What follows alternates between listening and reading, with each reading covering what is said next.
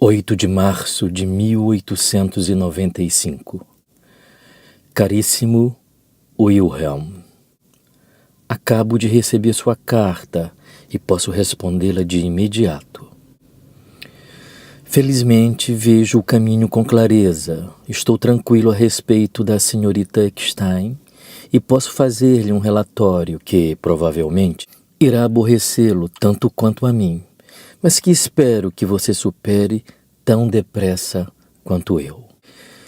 Escrevi-lhe que a inchação e as hemorragias se recusavam a ceder e que, subitamente, surgiu um odor fétido e que houve um obstáculo quando da irrigação.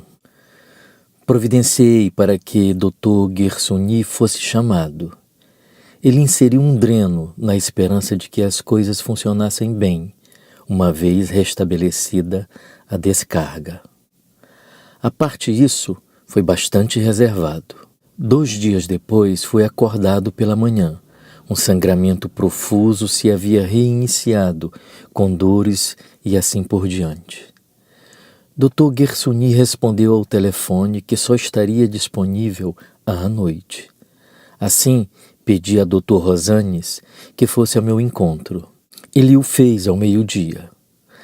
Havia ainda um sangramento moderado vindo do nariz e da boca. O odor fétido estava péssimo. Rosanes limpou a área ao redor da abertura, retirou alguns coágulos de sangue que estavam agarrados e, de repente, puxou algo que parecia um fio de linha e continuou puxando. Antes que algum de nós tivesse tempo de pensar, pelo menos meio metro de gaze foi retirado da cavidade. No instante seguinte, veio uma torrente de sangue. A paciente empalideceu, seus olhos saltaram e não se conseguia sentir-lhe o pulso. Imediatamente a seguir, ele tornou a encher a cavidade com nova gaze iodoforme e a hemorragia cessou.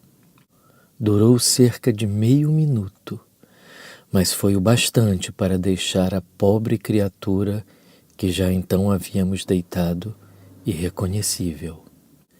Nesse meio tempo, isto é, depois da hemorragia, aconteceu outra coisa. No instante em que o corpo estranho saiu e tudo se tornou claro para mim, senti náuseas. Depois de colocado nela o tampão, fugi para a sala ao lado. Bebi uma garrafa d'água e me senti péssimo. Foi então que a corajosa Frau Doktor me trouxe um pequeno copo de conhaque e voltei a ser eu mesmo. Dr. Rosanes ficou com a paciente até que providenciei, através de Streitenfels, para que ambos fossem levados para o sanatório Lowen. Nada mais aconteceu naquela noite. No dia seguinte, isto é, ontem, quinta-feira, a operação foi repetida com a ajuda do Dr. Gersony. O osso foi inteiramente aberto, retirado o tampão e curetada a ferida. Houve um pouco de sangramento. Desde então, ela está fora de perigo, muito pálida naturalmente, e aflita com as novas dores e a inchação. Ela não tinha perdido a consciência durante a hemorragia maciça. Quando voltei à sala, um tanto abalado, ela me saudou com uma observação condescendente.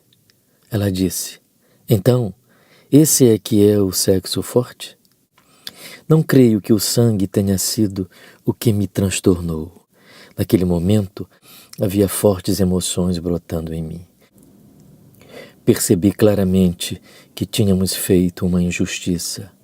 Ela não tinha nada de anormal. Ao contrário, um pedaço de gaze iodoforme se havia rompido quando você o retirou e ali permanecera por 14 dias, impedindo a cicatrização.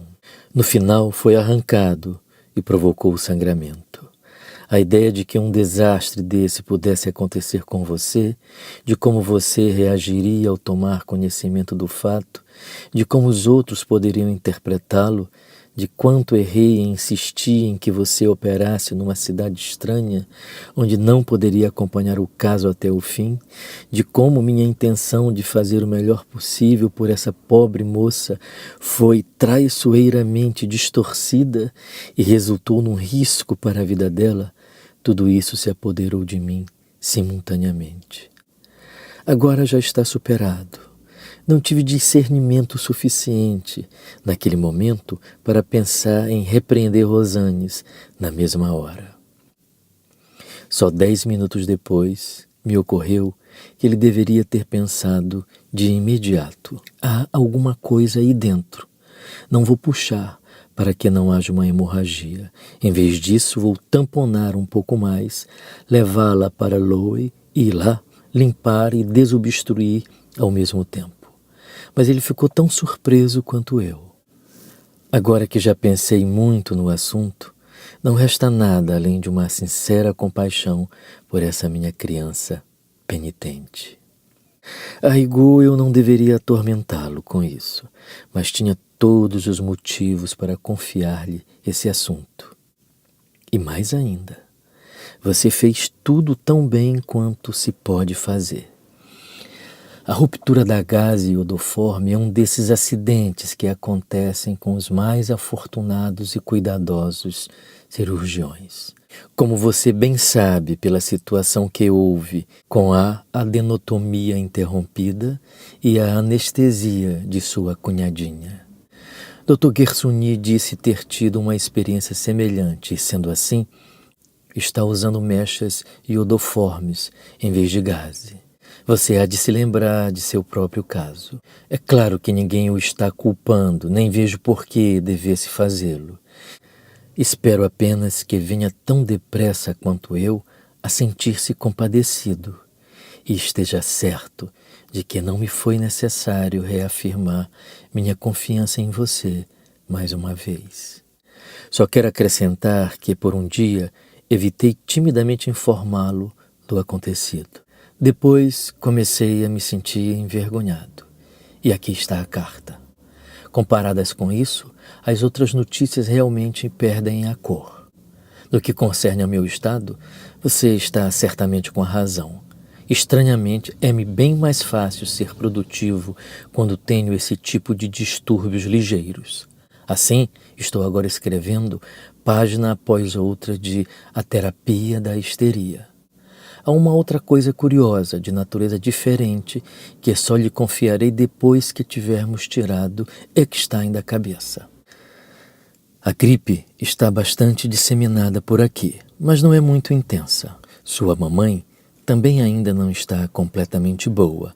Logo voltarei a escrever-lhe e, acima de tudo, farei um relatório minucioso sobre Emma Eckstein. No mais, cientificamente estou muito desolado. A gripe tem devorado a clínica dos especialistas. Que ela realmente cobrou de você um tributo, bem sei. Conceda a si mesmo um repouso adequado depois dela. Estou determinado a fazer o mesmo, caso ela me atinja.